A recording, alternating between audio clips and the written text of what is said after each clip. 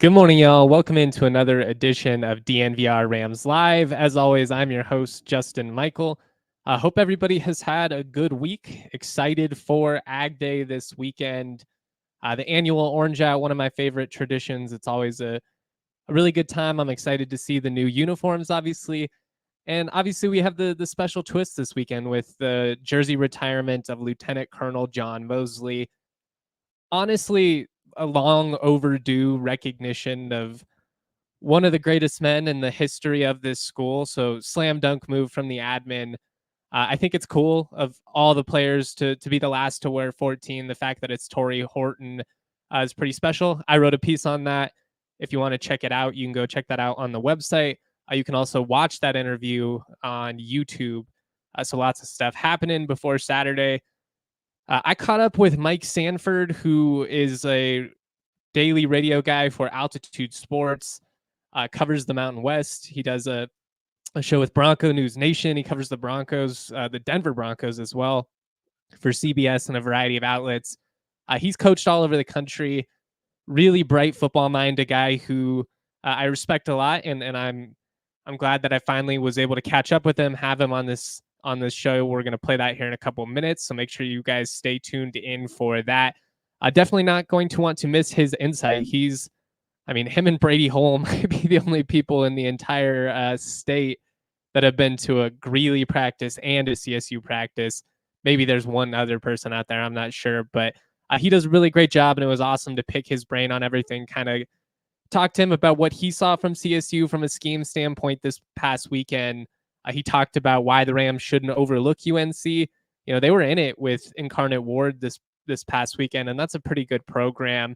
They're playing hard, if nothing else. So it's definitely a game where you can't get too cute. You can't overlook, obviously, the week 3 matchup with the Rocky Mountain Showdown being in Fort Collins for the first time since '96. It's in the back of everyone's minds. It's in the back of the fans' minds, the players' minds, the coaches' minds. This is a really important weekend, though, for CSU to get on track. And I would have been a little bit more worried about the possibility of CSU overlooking UNC had they played a little bit better against Texas, especially with CU looming. Given the way that game went, I don't think there can be a whole lot of overlooking anyone at this point. I think it's a team that is going to be hungry. I feel like there's a lot of guys on that offense that feel like they have something to prove. And probably the same goes for the defense, who got put in a pretty tough spot as that game went on. I thought they had some good moments early on, but the offense just did them no favors. I'm not going to rip the defense for that one. And there were some times where some really good Texas players made some incredible plays, and CSU was outmatched. We talked a lot about the game plan and how it was different from what we're going to see for the rest of the season. We're going to play a clip here from Jay Norvell, and he'll mention that here in just a second. It's an interesting spot. I'm not sure even the players understood quite what CSU was trying to accomplish in this past weekend. They were really trying to shorten the game. Obviously, they ran the ball. They really leaned on that ground game.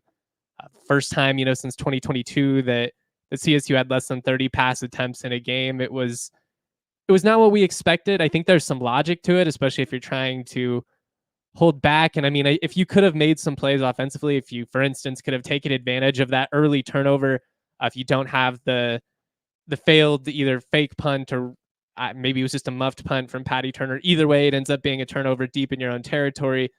And that game just broke open in such a hurry. I think he gave up 3 touchdowns in 5 minutes, 24 points in that second quarter.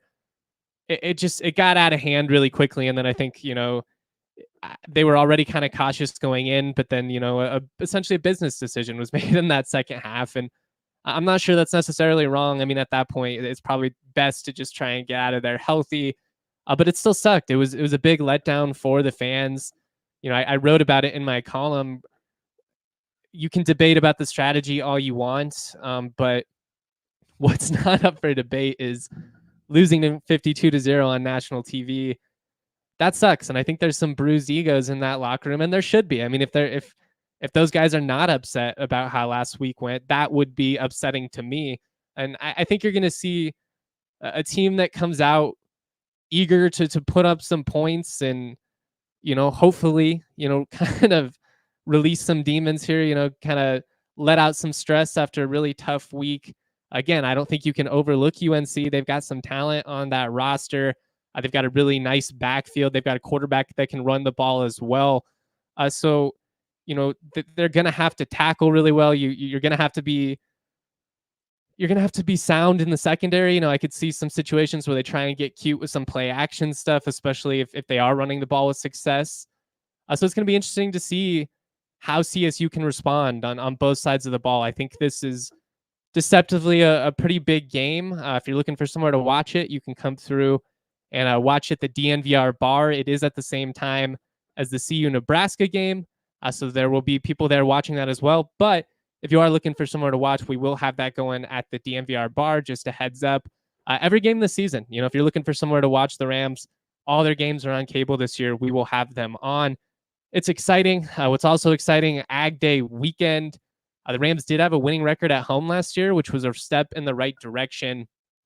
They need to build off of that. It had been, I think, 2018 through 2021. That was not the case.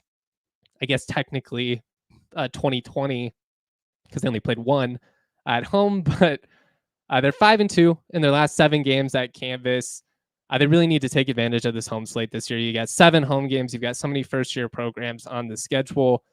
And honestly, if you want to expect to contend on a conference level, if you want to compete nationally, competing locally is a pretty good place to start. They have not had a lot of success in these front range games. I know they don't typically play UNC. This will be the first time since 2016. But it's a good place to start. You've got Wyoming at home. You've got CU at home. You've got Northern Colorado at home. You've got that trip to Air Force. I think ideally you'd really like to go at least 3-1 over those 4 games with the experience that you have on both sides of the ball. Obviously, the Rams have not had a lot of success against any of those other teams. There's a big chance to get things going in the right direction. I asked Jay Norvell about that, just kind of how you have an opportunity to own the front range if you play the way you are capable of. And this is the first opportunity here. So this was Jay Norvell after practice yesterday. And then after that, we're going to get to our interview with Coach Mike Sanford, who did a really great job kind of helping me preview this big week 2 game against Northern Colorado. How do you approach this game week? How have you liked the approach of your team heading into this game? No, I mean, this is an important, homestand. We're coming in, we're coming home, and we want to, we didn't play the way we wanted to play last week. We want to get in a groove, and really just everything we've been talking about all season we want to see from this team. So our approach is to get after it and have high-intensity workouts and get in a good rhythm of playing good. So the response you wanted to see is the response you've seen? Yeah, so far, yeah, so far. Okay. Yeah. Especially like offensive side, do you feel guys, kind of chomping at the bit a little bit to get a 0 out? I mean, we played a little differently than we normally did last week. We tried to kind of slow the game down a little bit, and we weren't able to accomplish our game plan. So, guys are anxious to get going, and we want to spread the ball around, get it in a lot of people's hands, and play with a little bit more tempo this week. Do you feel like the skill guys, like in particular the receivers, understood that this wasn't what it was going to be? Yeah, I don't know that, to be honest, if we have a mature enough team to understand that this kind of game plan, to be honest with you. So, this was a pretty complicated game plan we had last week. A lot of things had to go our way for it to be good, and it just didn't. And so, but we'll get them back at it, and we'll get back in the rhythm. How much does it help? We talked a little bit about money, but just being home, getting the rhythms of that, and everything that can come with kind of comforts. No, it's good to be home. It's good to be home and get some rhythm going with what we're doing, playing in front of the home crowd. just not have to travel and it'll be good. It'll be good to get 3 weeks of it too. And so, this is the big start of that. And obviously we want to get a lot of guys involved. We want to see a lot of guys play well and at a high level. Unique opportunity this year, just given that you play all the local Front Range schools. Yeah. Is that a big point of emphasis of kind of dominating that portion? Yeah, it's a big part of what we get to do here is play all these Front Range schools. And, Hank reminded the guys of that today. And so this is the first one. So it's important we start on the right foot. When you think about one of the things you wanted to establish here when you first got here was Canvas becoming a place where you won, where there's a home field advantage, because that hadn't been that way. Is this an important first step, because you did have a winning record at Canvas last year, to get that reestablished again, to continue? Yeah, we made some strides last year. It's always our goal to play well at home, and we made some strides last year, and this is the start of making those strides again this year. And so it's our first opportunity. It's Ag Day. It's always a fun day to play here, and we'll get in our orange jerseys and be ready to roll. So Noticed on the 2 deep that Newer's still listed out, still going to be out this week. Yeah, he's not going to participate this week, he's got a pretty serious foot injury. We're hoping we're going to get him back, but he will not be back this week. Good. Thank you. I appreciate the access. As always appreciate Jay Norvell willing to answer some occasionally difficult questions, honestly, as well. I asked him if the skill guys understood what the Rams were trying to do last weekend, and it was very similar to what Chad Savage had said to me earlier the week. And I think it's clear that they kind of didn't. I think you have some receivers who, again, are probably looking forward to letting off some steam this weekend. I think this is a really important game. You've got to get the offense on track. You've got to see some success. I do want to continue to build off of what you've done in the run game over these last 4 games going to last year. Justin Marshall looks great, and you've got a bunch of other guys that are really encouraging. Keegan Hollis cracks the 2 deep this week. I don't think that's surprising if you've been following along. He is a guy who can really fly in the open field. Didn't have a ton of success this past week. Also didn't get a ton of opportunities. My guy Nick here in the Toyota chat, he says, I understand the game plan, but I still hate it. Want to see this team throw it all out next 2 weeks. No more conservative play or not wanting to show your hand.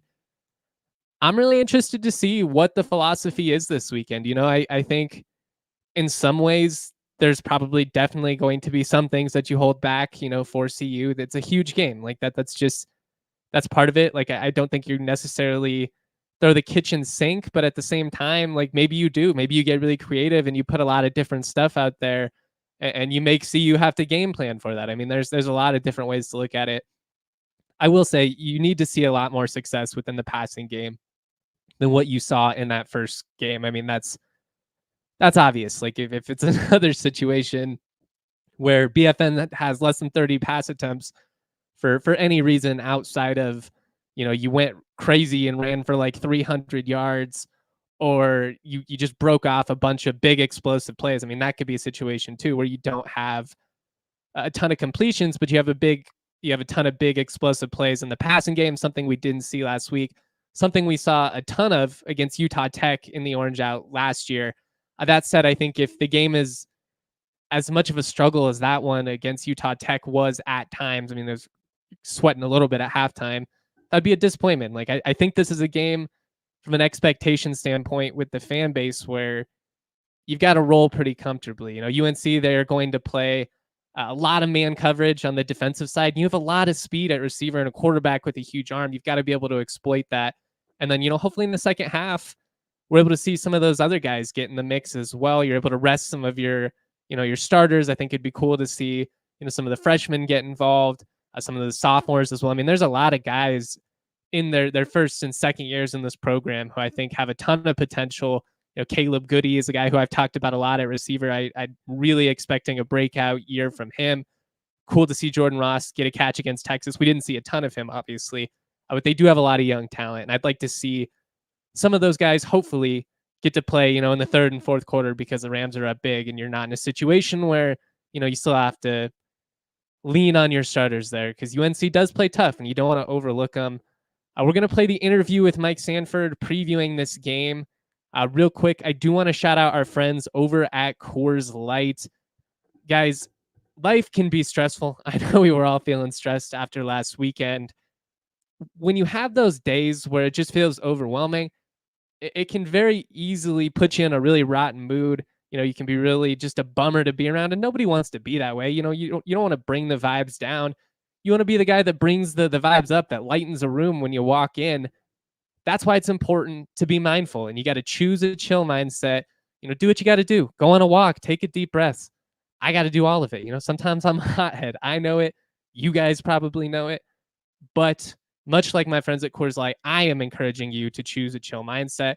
Then when you're kicking back, when you're just having a good old time, crack open an ice cold Coors Light. When the mountains are blue, it's as cold as the Rockies, cold filtered, cold packaged, cold lagered, the holy trinity for beer. You love Coors Light. Make the most out of the times you choose to chill. Choose Coors Light. Get Coors Light delivered straight to your door with Instacart by going to CoorsLight.com/DNVR. Please celebrate responsibly. Coors Brewing Company, Golden, Colorado. I also want to talk to you guys about Game Time. If you do not have tickets yet for CSU UNC, I encourage you to check out Game Time, even if it's Saturday morning and you're not sure that you can go as of yet. Maybe Saturday comes around, it frees up your day. Perfect. Hit up Game Time. They've got the best deals around. And actually, they've made it easier than ever to get those best deals. They've introduced Game Time Picks, which kind of filters out everything else and just gives you the best possible deals. They've got thousands of tickets. That can be a little bit overwhelming. With the Game Time Picks, they're just going to sort through it, give you the best of the best, factoring in price, where the seats are, everything that you would want to consider. What's awesome about Game Time is they have the best price guarantee. If you can find tickets elsewhere in the same section, same row for less, Game Time will credit you up to 110% of the difference. They've got all kinds of deals. They've got super deals. They've got flash deals. They're just always trying to find ways to save you money. They have made buying tickets so convenient. They've got sports, they've got comedy, musical theater. If you want to go to it, they've got tickets to it. Take the guesswork out of buying tickets with Game Time. Download the Game Time app, create an account, use the code DNVR for $20 off your first purchase. Terms to apply. Again, create an account, redeem that code DNVR for $20 off. Download Game Time today. What time is it? Game time. All right, as I have been talking about here, really pleased to have Mike Sanford on the show. He was the interim head coach at CU actually in 2022, post Karl Dorrell. He was the quarterback coach for Boise State in 2014 when they won the Fiesta Bowl. He's coached at Western Kentucky, coached Jordan Love at Utah State. He's been around the block. He knows ball. He is talking ball everywhere, all over the state this year. And he took some time out of his busy schedule this week to preview the matchup with me. He's actually going to be doing color commentary for this matchup for Altitude on Saturday. That game is also streamable on the Mountain West Network, so if you don't have cable, don't worry, you'll be good there. Really appreciate him. I think you guys are going to enjoy this conversation quite a bit. Here is Mike Sanford of Altitude Sports previewing this matchup against UNC. All right, I'm really excited because we have Mike Sanford joining the show today for the first time ever. Mike does great work for Altitude. He has coached all over the country, and he will be doing a color commentary this weekend for CSU Northern Colorado on Altitude. You can also catch that on the Mountain West Network. I'm sure you've got a busy week. How's it going, Mike? Yeah, I'm excited. I got actually a double header of doing color commentary. I'm doing the Altitude high school game of the week on radio on Friday night. So that'll be Legend is hosting Columbine, the 5A state champs, defending state champs, and then on to FOCO for a battle for supremacy in Northern Colorado. So it's going to be a whole lot of fun. Shoot, you might have felt like you were prepping for that Columbine matchup, watching CSU's game plan against Texas. Obviously not the results the Rams were looking for. That said, I think stylistically it was very clear that they were trying not to show too much. Norvell's talked about how they were trying to change the game plan a little bit.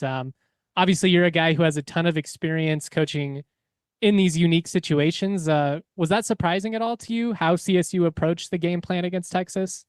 A little bit. You still have all your goals out in front ahead of you. That's the big thing that you do come out of that game. after going to practice and I was there with you, Justin, it felt like this roster could compete on that level, but maybe you get into 2-3 series of the game and you just realize, hey, let's shorten the possession as much as we can, for Texas's explosive athletes on the offense side of the ball. And, I think even just the huddle mechanism, that there was a lot of use of the QB comm, by Jay Norvell, which ultimately does take longer. I mean, it's a lot.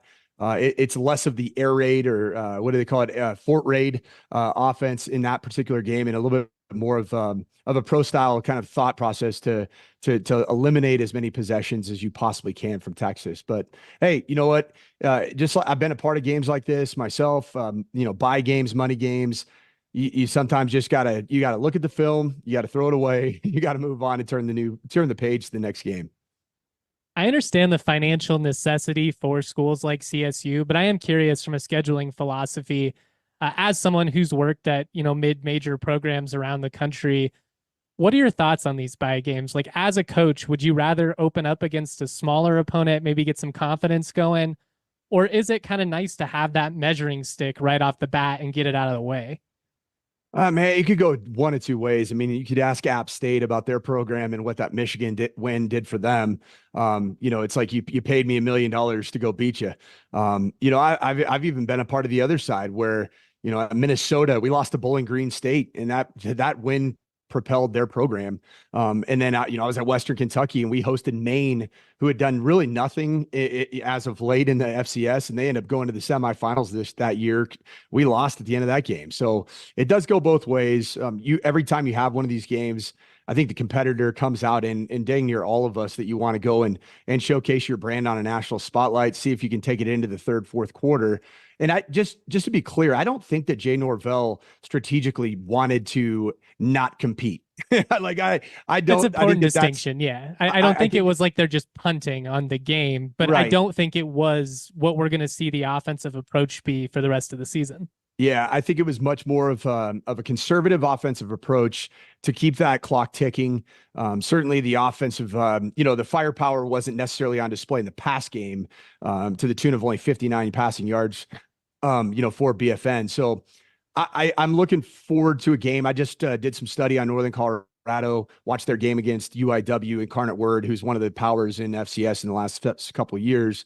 And I do think there are going to be some opportunities to push the ball vertically down the field for CSU. I think that's going to be something that they need to send it and allow that skill to show up in a very important game. I mean, it is what it is. You didn't start the season off on the right foot, and now you gotta go let it fly a little bit. And you got the sweet uniforms, you got Ag Day, you got Mosley being honored for all of his just legacy that he left, not just the CSU community, but the entire United States. And so I think this is a game where you want to have a statement opportunity. And I mean, it'll be broadcast, in 8 states at least by altitude. So you want to get the brand out there as much as possible.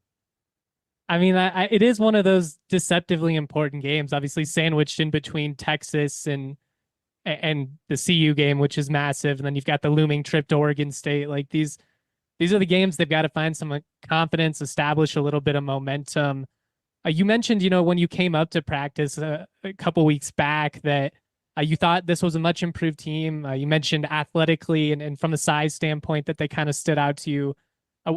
What else kind of stood out about this CSU team to you? And what about this group gave you some confidence going into the season? I mean, obviously week 1 was tough for the fans to kind of stomach, but maybe kind of talking them off a ledge here. Like, why do you think this team could maybe compete? Yeah, I mean, we didn't have a chance, as fans, as consumers of watching the game on Saturday in Austin to see the extent of what I believe to be one of the best receiving units outside of just Tyler Horton. So he played for us at Boise State. For you, yeah. Yeah, Torrey Horton, Freudian slip there, but the receiver depth I think is going to be on display starting this weekend, starting with Ag Day. I was actually really impressed with the defensive unit, and that's an area that, of course, you look at the scoreboard, you see 52-0, you're like, that wasn't very good defensively. I mean, they slowed down the rushing attack for a good chunk of that game, and I thought for as good as Texas's offensive line was supposed to be going into this year. I actually thought that the front of CSU, which was the big question mark, I think it stood tall. Certainly there were opportunities to push the ball down the field, but I was impressed with CSU's defense overall, and I think they did get some short fields that they had to defend, and I think the 52-0 scoreline for the defense is slightly misleading. I thought it was a fairly good performance on the defensive side.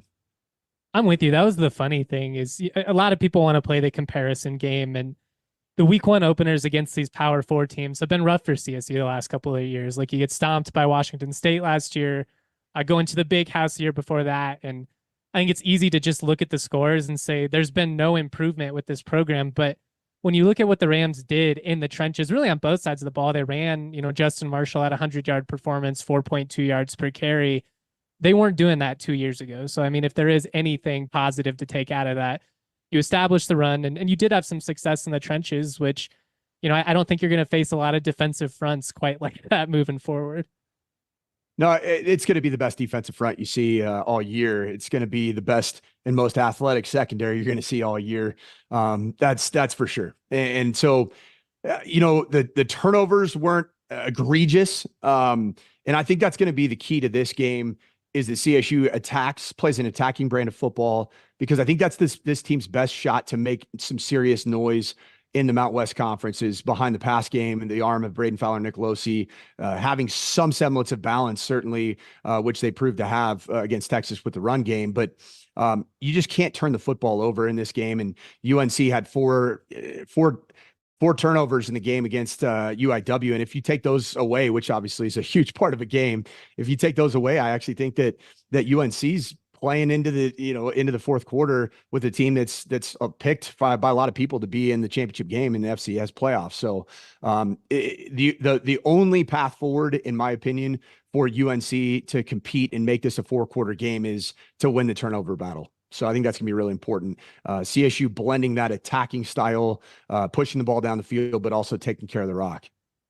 I do want to ask you a little bit more about UNC specifically, but you mentioned having been on both sides of winning a bye game or losing a bye game. Obviously, a lot different context in this matchup if you're CSU, playing a lower team. I mean, I don't think Greeley is quite on par with some of these other FCS programs, but as a coach, is it tough to balance of like, we want to get the offense going, we want to have some success, especially after last week. But I also got to imagine there's a little bit of, we don't want to show too much with the game that we have coming up the week after too. Can you think about that? Or do you really have to do it 1 week at a time? Like how much gamesmanship is involved in this type of process? Justin, having coached for 18 years, I sure as hell hope that there's not a whole lot of gamesmanship, because if there is any thought of what's lying a week from Saturday as opposed to what's right in front of you, UNC can find a way to win this football game.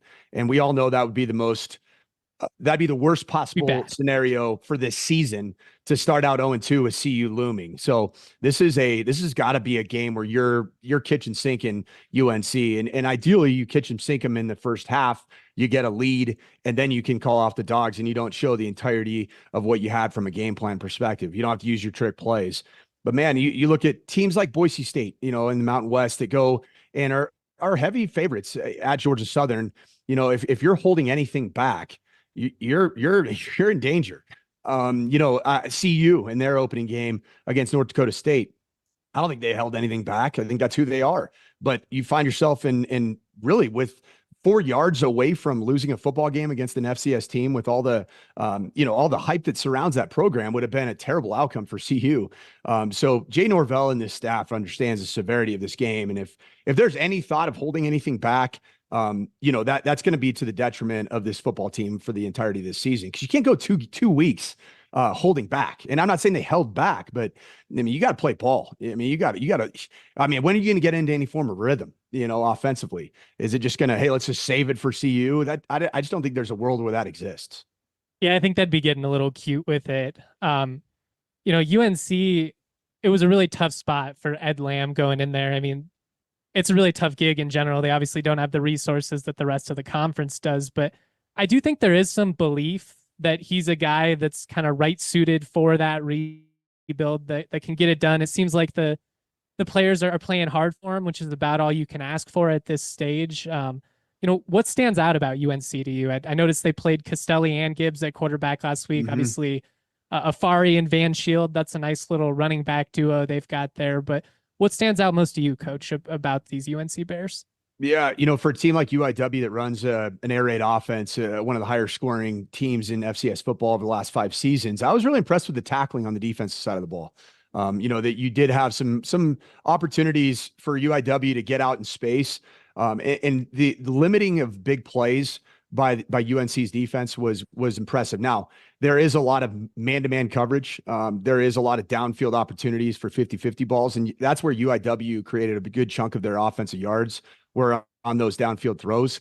But I was impressed with UNC in terms of how they tackled, how they played defensively. They ended up having one of their turnovers. The score's 14-7 in the third quarter in opening kickoff of the second half. And, there was a muff kickoff return by UNC. And so UIW gets the ball inside the 20-yard line to start the second half and make it a 21-7 game. So this is a team that overall is much improved. They just got to get out of their own way. On the offense side of the ball, I really like these two quarterbacks. Costelli is a player that ran a 10.800 meter in high school. This is now his third school. He started out at the University of Utah, transferred to Troy, and now he's at UNC. I think he's found a really good fit for his personality. I think Troy was not a great fit for just his background being in the down in the South. And then you have Gibbs coming off the bench in, third down situations, got to have it, kind of big physical runner. And he's a transfer from Wyoming, which we all know that they just grow their quarterbacks very large. So, they do some things that are pretty interesting. I like Afari, the running back. He's a really good kind of, he gets tough yards, but he also can make you miss in the open field. And then Van Shield had the biggest play of the game for UNC, a 58-yard touchdown run, which was part of his 80 yards on the day. So I'm excited to watch this matchup. I think it's a better matchup than probably most CSU fans want it to be. But I like what Ed Lamb's doing and building his culture. He's doing it, behind toughness, behind just willingness to be a physical outfit. And I think that's what you saw in the UIW game. I know you're doing TV for this game, so you probably can't give like an official prediction, but what needs to happen from CSU for this to be a success? Obviously win the game, but what do you want to see from the Rams to feel good kind of going into that huge week 3 game? Well, you got to force turnovers from UNC. You got to get the ball back on short fields. It's one thing that one takeaway was good, and it gave CSU an opportunity to make the game at least interesting in the early going against Texas. But you need to see that more often, and you got to see an offense that's just chomping at the bit to put last week to bed. Like I said, you create explosive plays. You're going to have more size, more athleticism, more speed on the perimeter. And for all the single high coverage that you're going to see, it's going to be opportunities for these receivers to show what they can do with the ball in the air. Are they going to be able to come down with that ball and make plays against a team that gave up some big plays? So that's a big thing. And then, you got to win the turnover battle. I already said it. I can't say that enough. Force UNC into more turnovers. They had 4 in their first game. You'd love to see 4 or 5 turnovers. And that's how this game will get out of hand if indeed they can create those takeaways. I don't want to take up too much of your time. I know you've got a lot going on, production meetings, radio, you're a busy guy, but you are one of the few people in all of sports media that can talk about the Mountain West as a whole, which is obviously something near and dear to my heart. I'm a big Mountain West guy. You follow the league, you've coached at Utah State, you've coached at Boise State. Who has stood out the most to you? And that can be a positive or a negative in the Mountain West. We're got 2 weeks worth of games now with some of the teams, only 1 week with others. But who's kind of stood out to you or surprised you in the early stages? And that can go either way. Well, I mean, the offensive line and the running back over in Boise, Idaho, and their true freshman tailback. He's pretty dang good. Yeah. I mean, RG3 just released his Heisman after 1 week, contenders, and he had Ashton Genty at number 1. If you watch the entirety of that game, you would agree with that because, the stats are going to be there. A tough week against Oregon, but the stats will be there because the offensive line is so stinking good and so experienced. So I look forward to seeing what happens up in Eugene with that game.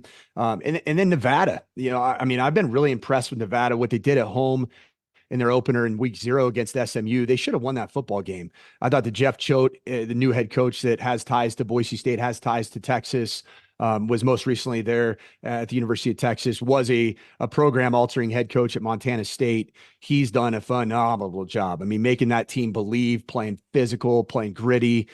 He's the kind of guy, I interviewed him at Mountain West Media Days. He's the kind of guy you want to run through a wall for. I did. Shoot. I mean, I'm just interviewing him on Bronco Nation News. And I'm like, I'm going to go run through that damn wall for that guy. Really like what he's done. You know, Brendan Lewis, a guy I coached at CU. I love that they're playing to his strengths. He's a tremendous quarterback run game guy. You know, can manage the short and intermediate passing game very well. I think Nevada is a team that's going to be the most improved team by far in the Mountain West Conference.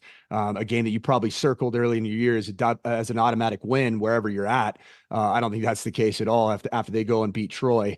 Wyoming and CSU, two teams that I think are way better than their week 1 showings. I really do. I think that both those programs are in a good spot, particularly with the returning depth on defense and in the offensive lines. I think both those teams will end up competing at a high level in the Mountain West Conference, but have huge games against FCS teams this weekend. The Pokes playing against Idaho, who dang near knocked off one of the top 5-6 teams in the country up at Oregon last week. So I like that storyline. UNLV, man, what an opener. You'd think that losing Jaden Mayava to the transfer portal, a quarterback that was just all world, everything in his first year as a full-time starter, he goes to USC's backing up Miller Moss, and UNLV goes straight down to Houston on the road and just dominates the entire football game. So I think the Mountain West can be very competitive. I think there's a lot of parity. There's some teams that I think that weren't necessarily the darlings of the conference going into the season that are going to end up being that. And I'd put Nevada and Bronco Mendenhall's New Mexico Lobos. They're a dangerous group behind Devin Dampier playing quarterback. That's what I wanted to ask you before I got out of here. I'm a big Devin Dampier fan. Is it a hot take if I say he's a top 3 quarterback in the league right now? I mean, all he's done is move the football, make highlight plays. I mean, I watched his opening game against Montana State, and I was like, dude, I wish I would have coached that guy at some point in my career. I love him. He plays within an offense very well, but man, as a second play player, as we all know, the game's kind of evolving into that second play nature at the quarterback position. I'd say that he is the best second play player at the quarterback position without question in the Mountain West Conference right now. And so I really like what I see out of him. You know, I think BFN's got a lot to prove in the coming weeks, but I think he can be the class of the league. I do think that, you know, Maddox Madsen's a bit of a game manager up at Boise State. Probably all that team is going to need to compete at least for a Mountain West championship. But yeah, I really like Devin Dampier. He's one of my most he's one of the most electrifying players to watch, and he must watch TV for me. I've never said that about a New Mexico player, but you got to tune it probably since Brian Urlacher, which predates your existence, maybe on planet Earth. I'm not sure about that, but yeah, man, he's a lot of fun, and it's cool to see some of those teams like Nevada, New Mexico turning it around, because it's obviously been a rough stretch. Coach, thank you so much for doing this. I've got a ton of respect for everything that you do. I told you that when you were in Fort Collins, but I love to see everything that you do from a Mountain West standpoint. And obviously it's cool to see everything you're doing with the Broncos and everything else. Tell the people where they can find you, because you're all over the place. You got Bronco Nation News and Altitude. Like, what have you got going on? Yeah, well, coming up, I mean, this week's probably one of my busiest weeks since my post-coaching life. I mean, it's compared to that, it's very light. But yeah, you know, I'm on the airwaves on Altitude Sports Radio, 10 to noon, 92.5. If you're up in Fort Collins, you can catch us on the app. You can download the Altitude app, which I highly recommend. There's some great content covering Broncos, Nuggets, Avs, CSU, CU. I know I shouldn't have said that on these airwaves, but we definitely try to cover all Denver sports. And then I'm going to be doing a Broncos analyst on Monday mornings on 9 News. So you can catch that whatever happens in the Broncos game. I'll be breaking it down from a coach's perspective in the morning shows from, I think, 5:30 all the way till about 7:30. So you can catch that as well. Saturdays on CBS Sports Colorado, I'll be doing a show with Romy Bean and Nate Jackson. It's going to be the NFL Blitz or the football Blitz. We're going to be doing that in between typically the SEC game and whatever the nightcap is on CBS from a college football standpoint. Bronco Nation News, catch Ball Talk every Wednesday tonight at 8:00. We have a special guest. Mark Schlereth is going to be joining us tonight. Oh, right on. That's cool. Yeah, just a lot of stuff going on. And Altitude Sports Radio high school game of the week. I'll be doing that. And then a couple CSU games. Next weekend, I'll be doing a pregame tailgate show with LG, which will be a whole lot of fun. And Brady Holt, my guy up in Greeley, he and I are teaming up to put on a really fun tailgate show out where everybody's going to be tailgating. And then I'll be doing the post-game show for CSU on CBS Sports Colorado. So just pretty light work. Hopefully I can keep my vocal cords intact. We'll see how it goes. No shortage of Mike Sanford coming your way. Mike, this was great. Real quick before you get out of here, Gut, do the Broncos pull the upset against Seattle this weekend? Yes or no? No. I think too highly of Mike McDonald as a defensive mind. I think he's going to do everything he can to be a sinister, just evil scientist to just ruin Bo Nix's first day as an NFL starter. And it's going to be loud up there. I think I actually have Seattle as a bit of I think they're going to be a Cinderella team in the NFC this year. This is why you follow Mike Sanford. He knows ball. He can talk it all. College football, NFL, high school. He's doing a lot of everything. Make sure you're following him on Twitter. Make sure you're keeping up with all the great content he does. We'll certainly try and get him on the show again at some point later on down this season. Much love, man. This was a lot of fun. We would definitely appreciate you having me me on. The show hey, again. I know it probably looks my lights crazy, but I even rocked a little orange right there for Ag Day. I like it. Yeah, a little. There's a lot of orange things in my life right now. I'm a San Francisco Giants fan. Ag Day this weekend. Boise State alum, and not going to say on these airwaves that I prefer the Broncos over the Rams. And then we got the Denver Broncos opening week. So a lot of orange, man. It's all orange this weekend. It looks good on you, man. It looks good. And you're doing great work. So once again, so are you, we'll brother. Get you on. So are you, man. Huge shout out to Coach Mike Sanford. We're obviously going to try and get him on the show again at some point. I really appreciate his perspective. I thought so much of what he had to say was spot on. I think it's a huge prove-it game for CSU. And I wanted to pick his brain a little bit on the Mountain West as a whole. And I really think that was a great kind of segue into the end of the show here, where we give the updated power rankings. I give my picks against the spread for the week. Normally I have Andre here with me. So I'll be solo, maybe a little bit quicker. I'll try not to ramble on too much. I do want to shout out our friends over at Premier Members Credit Union. There are a lot of financial institutions out there. Here's the one I want you to remember. PMCU. They're not a bank. They do things differently, which is great for the customer. They've got higher savings interest, lower loan rates. They're interested in serving the community and the Colorado community in general. With PMCU, you get local branches, friendly tellers. It's awesome. And one of the things that they do is they help you save smarter. Check out their new high yield savings account or earn 5% APY on your first $2,000 with their reverse tier money market. Whatever your goals, they can help. PMCU is all about creating a better banking experience for their community. They have the tools to help you save smarter. When you become a new member at PMCU, you're going to get $200. All you got to do, open a checking account, sign up for e-statements. It's that easy. This will be your best money move yet. Head to becomepremier.com to find out more. I also am so excited that we have partnered with UC Health. They do awesome stuff. And one of the things that they're really doing is a great initiative for the entire state. It's called Ready, Set, Co. A little play on Colorado there. I was saying it wrong last week.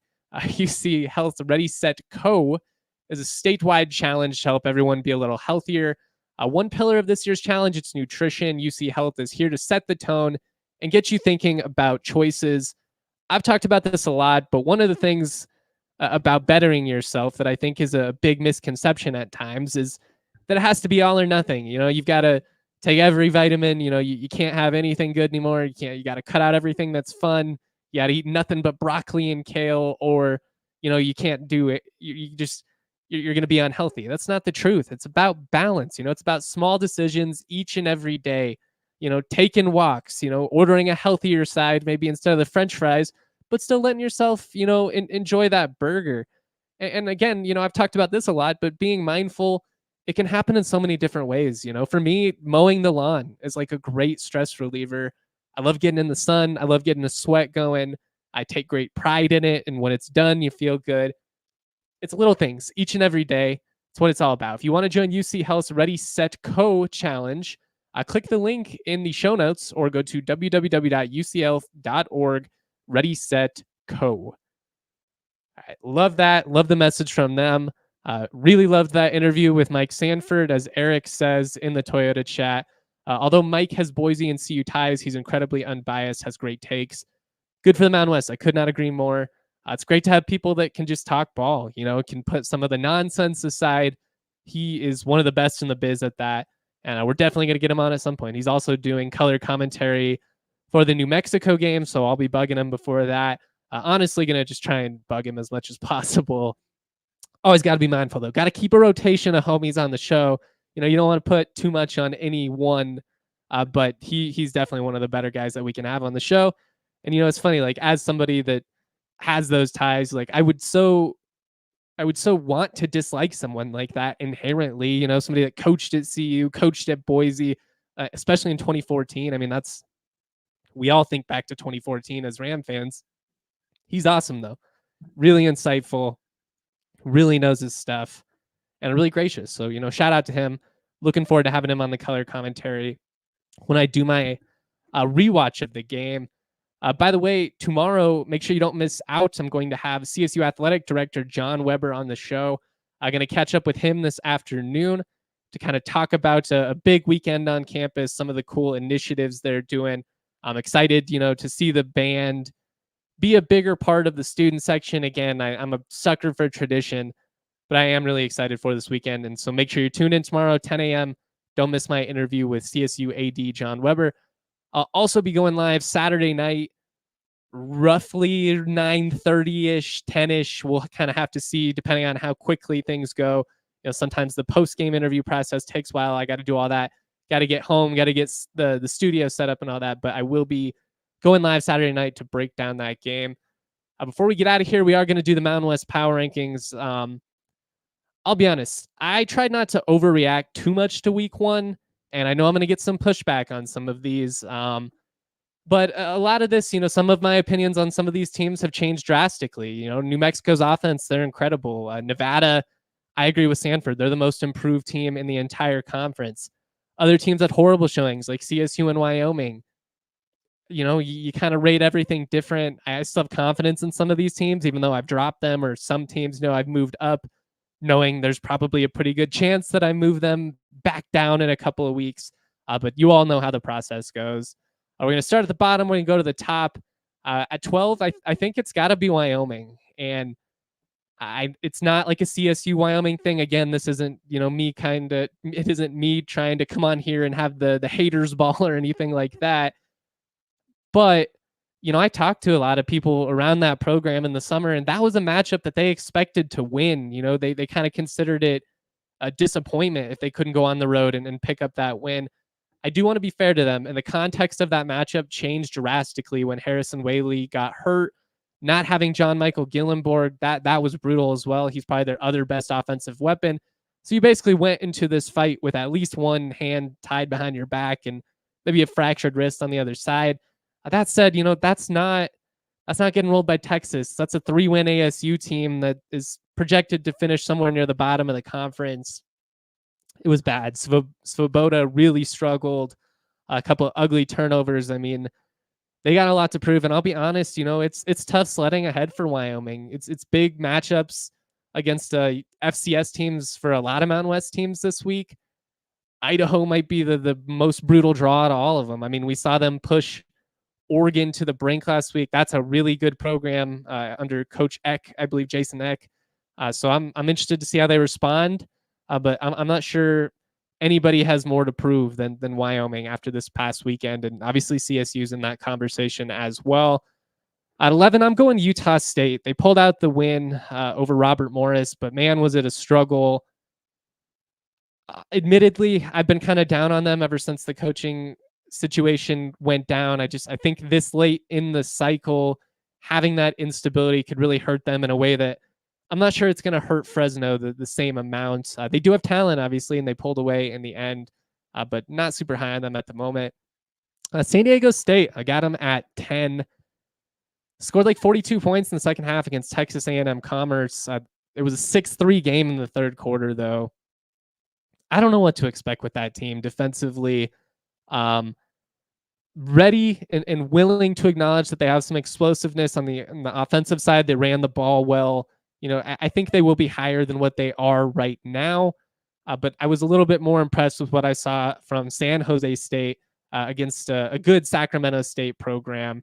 So I've got San Jose State at 9, but I think San Jose State and San Diego State are right there in that same vein. Both going to be, relatively competitive. Also going to have some defensive issues, I think. So that's where I'm at with those teams. I dropped CSU from 4 all the way to 8. If I would have done these power rankings in the moment when I was upset last Saturday, I probably would have put them 12 because it was 52-0. That said, it was by far the best opponent that anybody in the league had to play this past weekend. That was really tough circumstances. It was ugly. I'm not trying to make excuses, but I thought they showed some things in the run game and the trenches, and I still think they have the talent moving forward that I'm not super worried about them. And, the turnovers they had, they were frustrating, but it wasn't, the ones Svoboda had were really confusing. And he's a guy that I'm pretty intrigued by. He's a great athlete. Again, the point of this is not to be just a total hater and have CSU glasses on. But the results have to matter. I don't want to be too overreactionary, but the results do have to count for something. So they dropped significantly. We got Air Force at 7. Defensively, I still believe in some of that talent. They've got Zdroik in particular is a stud. Offensively, I am very skeptical of the Falcons this year, and that's where I'm at. New Mexico at 6. Their defense is a real liability, and I thought about putting them below some of the other teams because of that. I think it's really going to hold them back from honestly competing in a way that they should with how explosive they are offensively. Dampier is a dog. He's a top 3 QB in the league. That's why I've got them at 6 instead of 10 or 9. What we've seen out of him is as impressive as what we've seen from anybody in the league thus far. So I'm giving them some love, knowing dang well they're probably a bottom 3rd team in the league overall. But I think they're going to be really frisky, and I don't think any of those games are gimmies anymore, which brings us to our next team, Nevada at 5. You've got to give them credit. They went in and they beat a really good Troy program that's won the Sun Belt back-to-back years.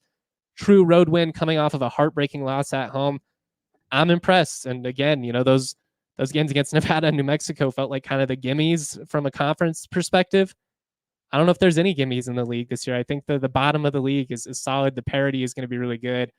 Hawaii at 4. I've got love for the Warriors. I should have beat UCLA. They kind of choked it away there at the end, and that was heartbreaking. But covered the spread with ease. The Island back is a tough place to play. I love the talent they have out wide. They can run the ball. Braden Traeger is a stud. Intrigued by Hawaii. Fresno State at 3 went into the big house, hung tough. Fresno don't give a F, man. They'll go in and they'll fight anyone, anytime, any place. They've always been a tough program. I got a lot of love for Fresno State. Tim Skipper's obviously my boy. Rooting for him to have success and ultimately land that head coaching gig permanently. I owe a lot of my career and where I am today to him. So great to see Fresno State compete. I will say, though, that Michigan team is not the Michigan of last year. It feels a lot like TCU, like coming off of the playoff. They just lost so much talent, and losing Harbaugh and having all the distractions, not trying to take away anything from Fresno. Really impressed with their composure, their ability to fight back, strike back. But I'm also trying to be realistic. And again, when you look at these Power 4 results, they're all different. And, going up against Texas, that was the toughest draw. ASU, in theory, that was more winnable. Michigan, you thought was going to be really good. It's still a tough environment. I'm not so sure they're going to be the team that they were these last couple of years. Houston, obviously UNLV beat up on them, and we'll get to them in a second. I don't think Houston's very good, but still to go into their house and kick their ass that way, that makes some noise. So that gets us to the top of the league. Boise State, I got at 2. I dropped them from 1. Defensively, I've got some questions at the moment. For a team with that much experience, they sure struggled to play with a lead last week while also having a dominant run game. UNLV going into Houston's house, kicking their butt. That was impressive. I knew they were going to be a good team defensively, still going to be physical. You wondered how much losing Maeva would hurt them. Seemingly not too bad at all. We're going to fly through these Mountain West picks before we get out of here. I will do an audio only podcast later on, so maybe I'll go back more in depth and talk about this Mountain West slate. But before we get out of here, a lot of FCS games this week, so we actually don't have available spreads as of yet for a lot of these matchups, including CSU UNC. Georgia Southern, they are 1-point favorites at Nevada. Give me Nevada. I think they're frisky. I like them at home. San Jose State getting 5 points. Air Force, 5-point favorites in the Springs. I like San Jose State to cover. I think that's a tough game. I'm going with my gut. Boise State, 20-point dogs at Oregon. Both teams kind of have something to prove here. Man, I'll say Boise covers, but I think I'll be sweating that one the entire time. I think Oregon's got some demons to release in this game as well. Oregon State going to San Diego State. San Diego State, 6-point home dogs. Give me Oregon State. I like Oregon State to win that game by a touchdown, although I am kind of skeptical of them still. So big time matchup for San Diego State, an opportunity to earn some respect and get some positive momentum going for a new coaching staff. Finally, Utah State at USC. USC 28.5-point favorites. Man, USC looked good. I'm not sure there was a matchup I was more wrong about than USC LSU in week 1. Give me the Trojans to cover. I think there's just too much going on for Utah State at the moment. Big week for the Rams, opportunity here to release some demons, to get some positive vibes, rolling into that huge week 3 matchup against CU. You can't overlook them, though. You can't. This is a team that runs the ball. They obviously would love to play spoilers. I mean, even hanging in this game would be a moral victory for UNC. And if you're CSU, I think you really got to get it on track here on both sides of the ball. So I'm interested to see how the Rams respond. Shout out to Mike Sanford again. Tune in tomorrow. I'll have CSU Athletic Director John Weber on the show. Really looking forward to catching up with him today. You guys don't want to miss that interview. Much love, y'all. Always proud to be. Go Rams. Peace. We all silly like the mayor.